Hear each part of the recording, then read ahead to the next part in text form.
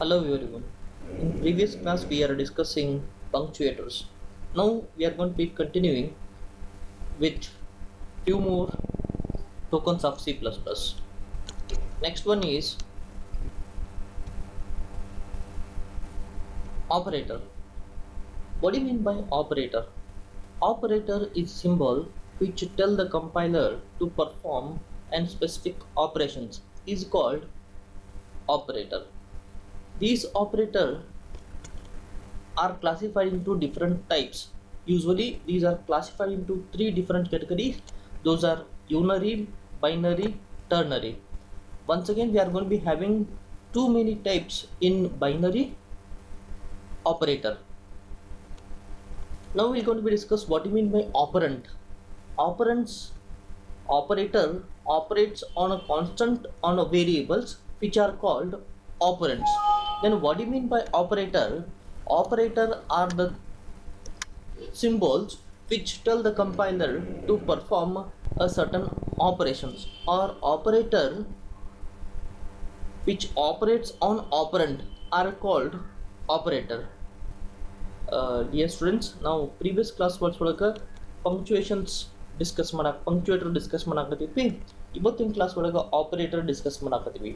Operator ಅಂದ್ರೆ operator ಅನ್ನೋದು ಒಂದು ಸಿಂಬಲ್, ಅದು ಕಂಪೈಲರ್ಗೆ ಒಂದು ಸ್ಪೆಸಿಫಿಕ್ ಆಪರೇಷನ್ ಪರ್ಫಾರ್ಮ್ ಮಾಡಕ್ಕೆ ನಮಗೆ ಹೇಳ್ತೈತಿ. ಅದು ಪ್ಲಸ್ ಆಗಿರ್ಬೋದು, ಮೈನಸ್ ಆಗಿರ್ಬೋದು, ಸ್ಟಾರ್ ಆಗಿರ್ಬೋದು, ಕ್ವಶನ್ ಮಾರ್ಕ್ ಆಗಿರ್ಬೋದು, ಡಾಟ್ ಆಗಿರ್ಬೋದು. ಯಾವುದೇ ಒಂದು ಕಂಪೈಲರ್ಗೆ ಆಪರೇಟರ್ ಅಂದ್ರೆ ಒಂದು ಸಿಂಬಲ್, ಅದು ಒಂದು ಸ್ಪೆಸಿಫಿಕ್ ಆಪರೇಷನ್ ಪರ್ಫಾರ್ಮ್ ಮಾಡಕ್ಕೆ ಹೇಳ್ತೈತಿ. ಫಾರ್ ಎಕ್ಸಾಂಪಲ್, ಆಪರೇಟರ್ ಪ್ಲಸ್ ಅನ್ನೋ ಸಿಂಬಾಲ್ ರೀಡ್ ಮಾಡ್ತಪ್ಪ ಅಂದ್ರೆ ಎಡಿಷನ್ ಪರ್ಫಾರ್ಮ್ ಮಾಡಬೇಕು ಅನ್ನೋದು ಕಂಪೈಲರ್ಗೆ ಮೆಸೇಜ್ ಕನ್ವೆ ಮಾಡಿದಂಗೆ. ಹಂಗಂದ್ರೆ ಸಿಂಪಲ್ ಆಪರೇಟರ್ ಅನ್ನೋದು ಒಂದು ಸಿಂಬಾಲ್, ಅದು ಕಂಪೈಲರ್ಗೆ ಒಂದು ಸ್ಪೆಸಿಫಿಕ್ ಆಪರೇಷನ್ ಪರ್ಫಾರ್ಮ್ ಮಾಡಕ್ಕೆ ಹೇಳ್ತೈತಿ. ನಾವು ಆಪರೇಟರ್ನ ಮೂರು ಟೈಪ್ ಕ್ಲಾಸಿಫೈ ಮಾಡ್ತೀವಿ. ಅವು ಯಾವುವು ಅಂದ್ರೆ ಯೂನರಿ, ಬೈನರಿ, ಟರ್ನರಿ ಆಪರೇಟರ್. ಹಂಗಂದ್ರೆ ಈ ಆಪರೇಟರ್ನ ಯಾವ ಬೇಸಿಸ್ ಮೇಲೆ ಕ್ಲಾಸಿಫೈ ಮಾಡೀವಿ? ಯಾವ ಬೇಸಿಸ್ ಮೇಲೆ ಕ್ಲಾಸಿಫೈ ಮಾಡಿವಪ್ಪ ಅಂದ್ರೆ ಆಪರೇಟರ್ ಎಷ್ಟು ಆಪರಂಡ್ ಮೇಲೆ ಆಪರೇಷನ್ ಪರ್ಫಾರ್ಮ್ ಮಾಡ್ತೈತಿ ಆ ಬೇಸ್ ಮೇಲೆ ನಾವು ಆಪರೇಟರ್ನ ಕ್ಲಾಸಿಫೈ ಮಾಡ್ತೀವಿ. ಹಂಗಂದ್ರೆ ಆಪರಂಡ್ ಅಂದ್ರೇನು? ಆಪರಂಡ್ ಅಪ್ಪ ಅಂದ್ರೆ operator operates on a constant on a variables which are called operands. ಅಂದ್ರೆ ಯಾವುದು ಆಪರೇಟರ್ ಕಾನ್ಸ್ಟಂಟ್ ಅಥವಾ ವೇರಿಯೇಬಲ್ ಮ್ಯಾಗ ಆಪರೇಷನ್ ಪರ್ಫಾರ್ಮ್ ಮಾಡ್ತೈತಲ್ಲ ಅಂಥವಕ್ಕೆ ನಾವು ಆಪರೆಂಟ್ಸ್ ಅಂತ ಕರಿತೀವಿ. Now we are discussing the classification of operands, how these operands are classified. These operands are classified on three different types based on how much amount, on how many operands they are going to be operating. Based on that we are going to be classifying three different types. Those are unary, binary and ternary operator. What do you mean by unary operator? Unary operator are those which are able to operate on single operand or only one operand. Such operator are called unary operator. Binary operator are those which are able to operate on two operands. The operator which are able to operate or perform operation on two operand are called binary operator. The last one is ternary operator. This ternary operator is able to operate on three operands. More, they able to manipulate three operands simultaneously. ನಾವು ಈಗ discuss ಮಾಡಾಕತ್ತಿದ್ದು types of operator. ಈ types of ಆಪರೇಟರ್ನ ನಾವು ಹೆಂಗೆ classify ಮಾಡಾಕತ್ತೀವಿ ಅಂತಂದ್ರೆ, ಯಾವ operator ಎಷ್ಟು ಆಪರೆಂಡನ್ನು manipulation ಮಾಡ್ತೈತಿ ಅಥವಾ ವೇರಿಯೇಬಲ್ನ ಅಥವಾ ಕಾನ್ಸ್ಟಂಟನ್ನು ಸೈಮಲ್ಟೇನಿಯಸ್ಲಿ ಮ್ಯಾನಿಪುಲೇಷನ್ ಮಾಡ್ತೈತಿ, ಅದರ ಮೇಲೆ ನಾವು ಮೂರು ಟೈಪ್ ಆಪರೇಟರ್ನ ಕ್ಲಾಸಿಫೈ ಮಾಡಾಕತ್ತೀವಿ. ಒಂದನೇದು ಯೂನರಿ ಆಪರೇಟರ್, ಎರಡನೇದು ಬೈನರಿ ಆಪರೇಟರ್, ಮೂರನೇದು ಟರ್ನರಿ ಆಪರೇಟರ್. ಹಂಗಂದ್ರೆ ಯೂನರಿ ಆಪರೇಟರ್ ಅಂದ್ರೆ ಏನು? ಯೂನರಿ ಆಪರೇಟರ್ ಅಂತಂದ್ರೆ ಯಾವ ಆಪರೇಟರ್ ಒಂದು ಆಪರೆಂಡನ್ನ ಅಥವಾ ಒಂದು ವೇರಿಯೇಬಲ್ನ ಅಥವಾ ಒಂದು ಕಾನ್ಸ್ಟಂಟನ್ನು ಮ್ಯಾನಿಪುಲೇಷನ್ ಮಾಡುವ ಸ್ಟೇಬಿಲಿಟಿ ಹೊಂದಿರ್ತೈತಿ, ಅಂಥ ಆಪರೇಟರ್ನ ಯೂನರಿ ಆಪರೇಟರ್ ಅಂತ ಕರೀತಾರೆ. ಫಾರ್ ಎಕ್ಸಾಂಪಲ್, ಯೂನರಿ ಆಪರೇಟರ್ಗೆ plus plus, minus minus are the example for unary operator. ಅದೇ ರೀತಿ binary operator. Binary operator are those which are able to operate on two operands. ಯಾವ ಆಪರೇಟರ್ ಎರಡು ಆಪರೆಂಡನ್ನು ಮ್ಯಾನಿಪುಲೇಷನ್ ಮಾಡುವ ಸ್ಟೆಬಿಲಿಟಿ ಹೊಂದಿರ್ತೈತಿ ಅಂಥ ಆಪರೇಟರ್ನ ಬೈನರಿ ಆಪರೇಟರ್ ಅಂತ ಕರೀತಾರೆ. ಈ ಬೈನರಿ ಆಪರೇಟರ್ ಸೈಮಲ್ಟೇನಿಯಸ್ಲಿ ಎರಡು ವೇರಿಯೇಬಲ್ನಾಗ ಸ್ಟೋರ್ ಆಗಿರ್ತಕ್ಕಂಥ ವ್ಯಾಲ್ಯೂನ ಮ್ಯಾನಿಪುಲೇಟ್ ಮಾಡ್ತೈತಿ. ಬೈನರಿ ಆಪರೇಟರ್ಗೆ ಎಕ್ಸಾಂಪಲ್ ಅಂದ್ರೆ plus minus into division percentage and logical and logical or there are several operators are there in binary operator. We're going to discuss in detail about these things. Next one is ternary operator. Ternary operator ಅಂತಂದ್ರೆ ಯಾವ operator simultaneously ಮೂರು ಆಪರೆಂಡ್ನಾಗ ಇರ್ತಕ್ಕಂಥ ವ್ಯಾಲ್ಯೂನ manipulation ಮಾಡ್ತೈತಿ ಅಂತ ಆಪರೇಟರ್ನ ನಾವು ternary operator ಅಂತ ಕರಿತೀವಿ.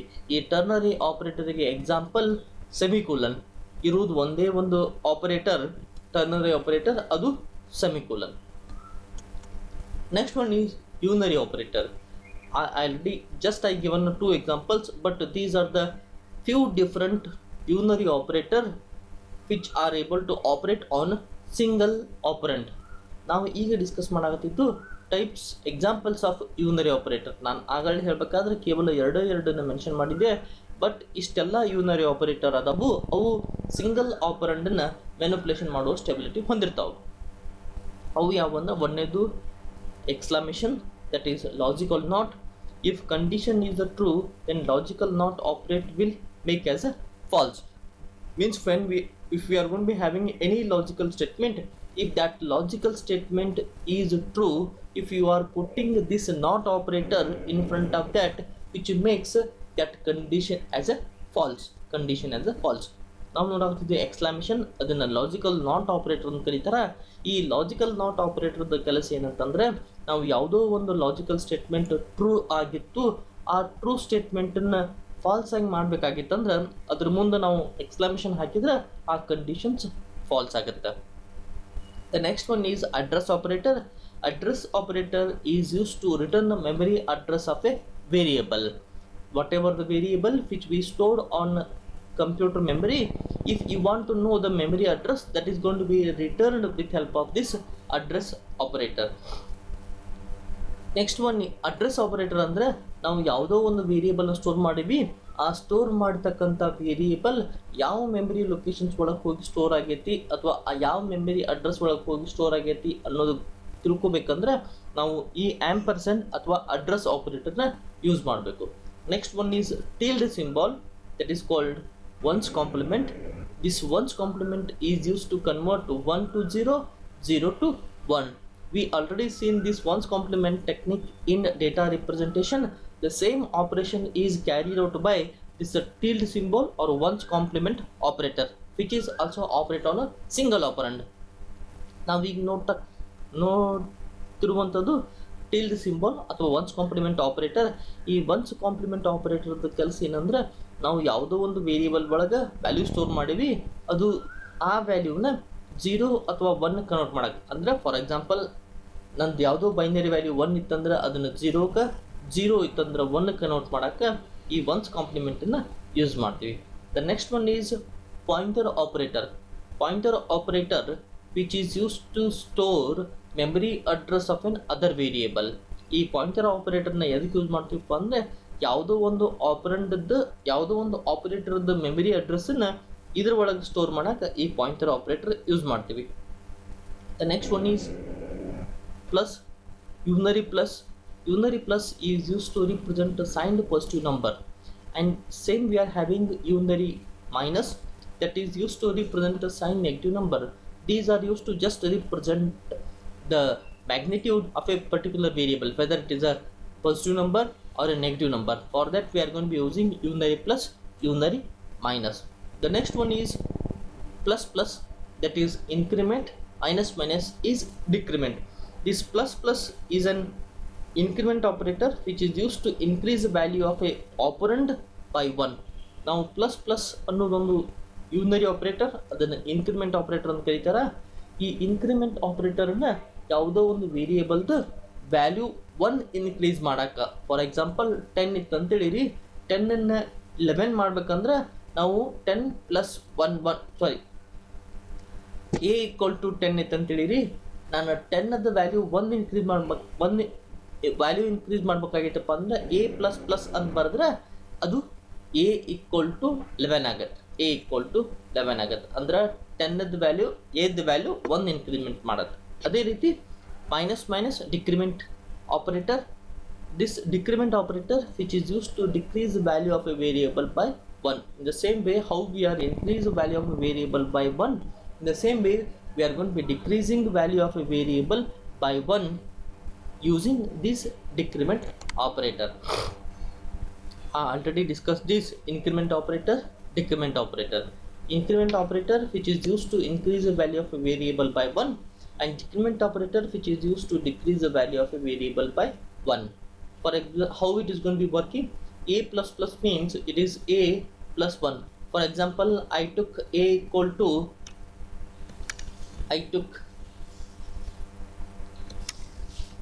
if I took a equal to 10, a equal to 10, then a plus plus is become 11.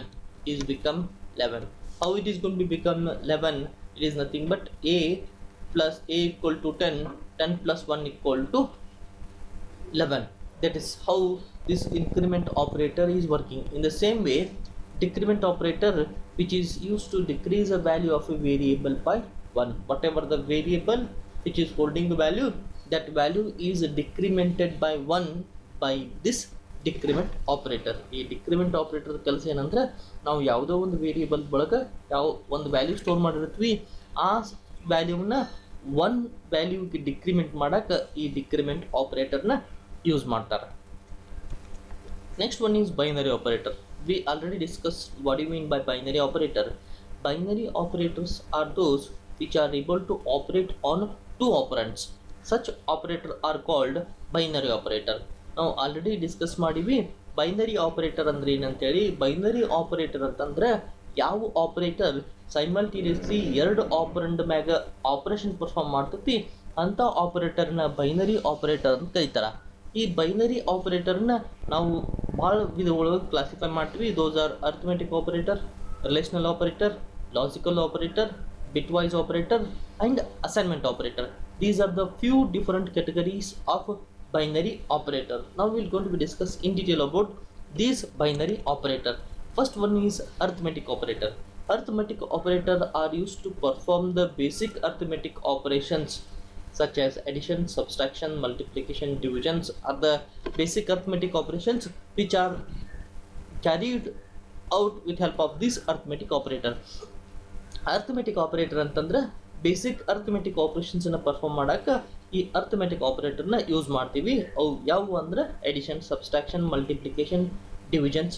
These are the example for arithmetic operator are plus, minus, multiplication, division, modulus. Plus operator is used to add the value which is stored on two operands. Subtraction, which is used to subtract second operand from the first operand. Star, multiplication to perform multiplication operations. Division, which is divided number by numerator by denominator. The last one is modulus operator. Modulus operator remained after the integer divisions, means which is going to be performing modulus operations. The next one is relational operator. Relational operator which is used to compare two operands given in expressions. These are used to establish the relationship between two existing operands. For that we are going to be require this relational operator. These might be less than, greater than, whatever the type of relationship which is going to be existing between two operand, those can be returned with help of this relational operator. Ultimately the result is returned in terms of true or a false. Means if I am going to be compared two operand, after comparing I need to be return a result, whether they are equal, whether they are not equal, whether that is greater than or equal or greater, whatever the performing operations I need to be return a result that is going to be done with help of in terms of true or false. ನಾವು ಈಗ discuss ಮಾಡಾಕತ್ತಿದ್ದು relational operator. Relational ಆಪರೇಟರ್ನ ಯಾವುದೇ ಎರಡು ಆಪರೆಂಡ್ನಾಗ ಇರ್ತಕ್ಕಂಥ ವ್ಯಾಲ್ಯೂನ ಅಥವಾ ಯಾವುದೇ ಎರಡು ಎಕ್ಸ್ಪ್ರೆಷನ್ಸನ್ನ ನಾವು compare ಮಾಡಕ್ಕೆ ಅಥವಾ ಅವಕ್ರ ನಡುಬರ್ಕ ಯಾವ type of relationship establish establish ಐತಿ ಅನ್ನೋದನ್ನ ಡಿಸ್ಕ್ರೈಬ್ ಮಾಡಕ್ಕೆ ಈ ರಿಲೇಷನಲ್ ಆಪರೇಟರ್ನ ಯೂಸ್ ಮಾಡ್ತೀವಿ. ಈ ರಿಲೇಷನಲ್ ಆಪರೇಷನ್ಸ್ ಪರ್ಫಾರ್ಮ್ ಮಾಡಿದ್ಮೇಲೆ ರಿಸಲ್ಟನ್ನು ಹೆಂಗೆ ರಿಟರ್ನ್ ಮಾಡ್ತೀವಿ ಅಂತಂದ್ರೆ ಅಲ್ಟಿಮೇಟ್ಲಿ ಟ್ರೂ ಅಥವಾ ಫಾಲ್ಸ್ ಒಳಗೆ ನಾವು ರಿಸಲ್ಟನ್ನು ರಿಟರ್ನ್ ಮಾಡ್ತೀವಿ. ಅಂದರೆ ಯಾವುದೇ ಎರಡು ಸ್ಟೇಟ್ಮೆಂಟನ್ನು ಕಂಪೇರ್ ಮಾಡಿದೆ, ಕಂಪೇರ್ ಆದಮೇಲೆ ಅದು ನಮಗೆ ರಿಸಲ್ಟನ್ನು ರಿಟರ್ನ್ ಮಾಡ್ಬೇಕು. ಫಾರ್ ಎಕ್ಸಾಂಪಲ್ ರಿಲೇಷನಲ್ ಆಪರೇಟರ್ಗೆ less than, greater than, less than or equal to, greater than or equal to, equal to, not equal to ಅದಾವು. ಯಾವುದೇ ಎರಡು ಆಪರೆಂಡನ್ನು ಕಂಪೇರ್ ಮಾಡಿದ್ರಿ, ಕಂಪ್ಯಾರಿಸನ್ ಆದಮೇಲೆ ಆ ವ್ಯಾಲ್ಯೂ ಚಿಕ್ಕದಿರ್ಬೋದು ಅಥವಾ ದೊಡ್ಡದಿರ್ಬೋದು. ಈ ರಿಸಲ್ಟನ್ನು ರಿಟರ್ನ್ ಮಾಡ್ಬೇಕಂದ್ರೆ ನಾವು ಟ್ರೂ ಮತ್ತು ಫಾಲ್ಸ್ ಅನ್ನೋ ಮೂಲಕ ನಾವು ರಿಸಲ್ಟನ್ನು ರಿಟರ್ನ್ ಮಾಡ್ತೀವಿ. These are the few examples for relational operator. Those are less than or equal to, greater than or equal to, not equal to. The first one is less than. Checks if the value of a left operand is less than the value of a right operand. We know all these things, but we need to be learned formally with respect to C++ programming language. For example, A is 10, A is 10, B is 5. If I'm going to be comparing 10 and 5, 10 is less than 5, condition become false. 10 is greater than 5. That's how these relational operator are performing. ನಾವು ಈಗ discuss ಮಾಡಾಕತ್ತಿದ್ದು relational operator. ಈ relational operator ಒಳಗೆ ನಾವು ಈಗ ಏನು discuss ಮಾಡೀವಿ ಅಂದ್ರೆ ಯಾವುದೇ ಎರಡು ವೇರಿಯಬಲ್ ಇರ್ತಕ್ಕಂಥ ರಿಲೇಷನ್ಶಿಪ್ಪನ್ನು ಡಿಸ್ಕ್ರೈಬ್ ಮಾಡಕ್ಕೆ ಯೂಸ್ ಮಾಡ್ತೀವಿ ಅಂತೇಳಿ. ಈ ರಿಲೇಷನಲ್ ಆಪರೇಟರ್ ಯಾವ್ಯಾವಪ್ಪ ಅಂದ್ರೆ less than or equal to, greater than or equal to, not equal to. ಇಲ್ಲಿ ತನಕ ನಾವು ಎಲ್ಲವನ್ನೂ ಯೂಸ್ವಲಿ ನಾವು ಕಲ್ತಿರ್ತೀವಿ. ಈ ಎಲ್ಲ ಆಪರೇಟರ್ನ, ಈ ಇಷ್ಟು ಆಪರೇಟರ್ ನಾವು ಆಲ್ರೆಡಿ ನೋಡಿರ್ತೀವಿ. ನಾವು ಈಗ ಡಿಸ್ಕಸ್ ಮಾಡಬೇಕಾಗಿದ್ದು equal to, not equal to. Equal to, we have to make use of two successive equal to symbol to describe a relationship between two operand that they are equal. ನಾವು ಎರಡು equal to ಆಪರೇಟರ್ನ use ಮಾಡಬೇಕು. ಎರಡೂ operator ಒಳಗಿರ್ತಕ್ಕಂಥ value ಸಮನಾಗಿ ಅದಾವು ಅನ್ನೋದನ್ನು describe ಮಾಡಬೇಕಾಗಿತ್ತಂತಂದ್ರೆ ಅದೇ ರೀತಿ exclamation and equal to combination of this which is use to describe two operands are not equal. ಅಂದ್ರೆ ಎರಡು ಆಪರೆಂಟ್ ಈಕ್ವಲ್ ಇಲ್ಲ ಅನ್ನೋದನ್ನು ಡಿಸ್ಕ್ರೈಬ್ ಮಾಡಕ್ಕೆ ಈ ಎಕ್ಸ್ಕ್ಲಮೇಷನ್ ಮತ್ತು ಈಕ್ವಲ್ ಟು ಕಾಂಬಿನೇಷನ್ಸನ್ನು ಯೂಸ್ ಮಾಡ್ತೀವಿ. Okay, next one is logical operator. Logical operators are used to test more than one condition and make a decision. Some of the logical operator are logical and, logical or, logical not operator. Why we are using this logical operator? If we want to test a certain condition, based on that we have to perform certain operations. In that situations we need to make use of this logical operand. ಈ logical ಆಪರೆಂಡನ್ನು ಎದಕ್ಕೆ use ಮಾಡ್ತೀವಪ್ಪ ಅಂತಂದ್ರೆ ನಾವು ಯಾವುದೋ ಒಂದು ಎರಡು ಅಥವಾ ಎರಡಕ್ಕಿಂತ ಹೆಚ್ಚಿನ ಕಂಡೀಷನ್ಸನ್ನು ಟೆಸ್ಟ್ ಮಾಡಿ ರಿಸಲ್ಟನ್ನು ರಿಟರ್ನ್ ಮಾಡ್ಕೊಳ್ಳೋಕೆ ನಾವು ಈ ಲಾಜಿಕಲ್ ಆಪರೇಟರ್ನ ಯೂಸ್ ಮಾಡ್ತೀವಿ. ಈ ಲಾಜಿಕಲ್ ಆಪರೇಟರ್ ಒಳಗೆ ಮೂರು ಟೈಪ್ ಅವು ಯಾವ ಅಂದ್ರೆ logical and, logical or, logical not operator. Then what you mean by logical and? If both operands are non-zero then condition become true. ಅಂದ್ರೆ ನಾವು ಯಾವುದೋ ಎರಡು ಆಪರೆಂಡನ್ನು ಕಂಪೇರ್ ಮಾಡ್ತೀವಿ, ಕಂಪೇರ್ ಮಾಡಿದ ಮ್ಯಾಗ ರಿಸಲ್ಟ್ ನಾನ್-ಝೀರೋ ಇದ್ದುಪ್ಪ ಅಂದರೆ ಅವಾಗ ಆನ್ಸರನ್ನು ಟ್ರೂ ಅಂಥೇಳಿ ರಿಟರ್ನ್ ಮಾಡ್ತೈತಿ. ಫಾರ್ ಎಕ್ಸಾಂಪಲ್ ಇಲ್ಲಿ ನಾನು ಒಂದು ಕಂಡೀಷನ್ ಚೆಕ್ ಮಾಡಬೇಕಾಗಿದೆ. A equal to 10, B equal to 5 ತೊಗೊಂಡಿನಿ. ಎ ಈಕ್ವಲ್ ಟು 10 ಇದು ಟ್ರೂ ಆಯಿತು, ಬಿ ಈಕ್ವಲ್ ಟು 5 ಇಲ್ಲಿ ಬಿ ಈಸ್ ಗ್ರೇಟರ್ ದೆನ್ 5 ಐತಿ, ಕಂಡೀಷನ್ ಫಾಲ್ಸ್ ಆಗುತ್ತೆ. ಇವು ಎರಡೂ ಒಂದು 1 ಒಂದು 0 ವ್ಯಾಲ್ಯೂ ರಿಟರ್ನ್ ಮಾಡ್ತು. ಅದಕ್ಕೆ total logical value of this statement become false. ಅಂದರೆ ಎರಡೂ ಕಂಡೀಷನ್ ಟ್ರೂ ಆಗಿದ್ರೆ ಮಾತ್ರ ರಿಸಲ್ಟನ್ನು ಟ್ರೂ ಆಗಿ ರಿಟರ್ನ್ ಮಾಡ್ತಿತ್ತು. ನಮಗೆ ಯಾವುದೇ ಎರಡು ಸ್ಟೇಟ್ಮೆಂಟನ್ನು ಕಂಪೇರ್ ಮಾಡಿ ರಿಸಲ್ಟನ್ನು ರಿಟರ್ನ್ ಮಾಡೋಕೆ ಈ ಲಾಜಿಕಲ್ ಆ್ಯಂಡ್ ಆಪರೇಟರ್ನ ಯೂಸ್ ಮಾಡ್ತೀವಿ. ಅದೇ ರೀತಿ logical R if any of two operand is non-zero then condition become true. ಯಾವುದೇ ಆಪರೆಂಡ್ ವ್ಯಾಲ್ಯೂ ನಾನ್ ಜೀರೋ ಇತ್ತಪ್ಪ ಅಂತಂದ್ರೆ ಅವಾಗ statement of that logical statement become true. For example, if A equal to 10 B equal to 5, A equal to 10 B equal to 5, same expression ನಾವು ಇಲ್ಲಿ ಅಲ್ಲಿ falls ಆಗಿತ್ತು, ಇಲ್ಲಿ true ಆಗಿತ್ತು. ಇಲ್ಲಿ ಕಂಡೀಷನ್ ಏನಿದೆಪ್ಪ ಅಂದ್ರೆ ಎರಡೂ ಸ್ಟೇಟ್ಮೆಂಟ್ದ ರಿಸಲ್ಟ್ 1 ಬರಬೇಕಾಗಿತ್ತು, ಇಲ್ಲೇ ಹಾಗಾಗೋದಿಲ್ಲ. A equal to 10, B equal to B is greater than 5. A is 10 is right. If any one of the statement become true, then the whole value of a logical statement become true. ಅದೇ ರೀತಿ logical not, if condition is true, then logical not operator will make it as a false. Same ನಾವು compliment ಆಪರೇಷನ್ಸ್ನ compliment operations ನೋಡಿವಲ್ಲ, ಅದೇ ರೀತಿ ಈ logical ಆಪರೇಟರ್ನು ಯಾವುದೇ ಒಂದು logical statement true ಆಗಿತ್ತು ಅದನ್ನು ಫಾಲ್ಸ್ ಮಾಡ್ಬೇಕಂತಂದ್ರೆ ಈ ಲಾಜಿಕಲ್ ಆಪರೇಟರ್ ಯೂಸ್ ಮಾಡ್ತಾರೆ. ಅಥವಾ ಯಾವುದೇ ಲಾಜಿಕಲ್ ಆಪರೇಟರ್ ಫಾಲ್ಸ್ ಇತ್ತು ಅದನ್ನು ಈ ಕಾಂಪ್ಲಿಮೆಂಟ್ ಹಾಕೋದ್ರ ಮೂಲಕ ಅದನ್ನು ನಾವು ಟ್ರೂ ಮಾಡ್ಬೋದು. ಅವಕ್ಕೆ ಲಾಜಿಕಲ್ ಆಪರೇಟರ್ ಅಂತ ಕರೀತಾರೆ. Usually these are used to testing more than one conditions. More than one conditions. The next one is bitwise operator. These bitwise operators which are able to perform operation on bit by bit. That's why these are called bitwise operator. These are nothing but logical addition, multiplication operation, logical addition operator, cap operator. It is bitwise complement operator, which are able to perform operations bit by bit on a particular operand. ನಾವು ಈಗ discuss ಮಾಡಾಕತ್ತಿದ್ದು ಬಿಟ್ವೈಸ್ operator. ಈ ಬಿಟ್ವೈಸ್ operator ಯಾವುದೇ ಒಂದು ಆಪರೆಂಡನ್ನು ಅದರೊಳಗೆ store ಆಗಿರ್ತಕ್ಕಂಥ ವ್ಯಾಲ್ಯೂನ ಬಿಟ್ by bit ಮ್ಯಾನಿಪುಲೇಷನ್ಸ್ perform ಮಾಡ್ತೈತಿ, ಬಿಟ್ by ಬಿಟ್. ಅವಕ್ಕೆ ನಾವು ಬಿಟ್ವೈಸ್ ಆಪರೇಟರ್ ಅಂತ ಕರಿತೀವಿ. ಈ ಬಿಟ್ವೈಸ್ ಆಪರೇಟರ್ ಒಳಗೆ 4 type: bitwise and, bitwise or, bitwise exclusive or bitwise complement operations.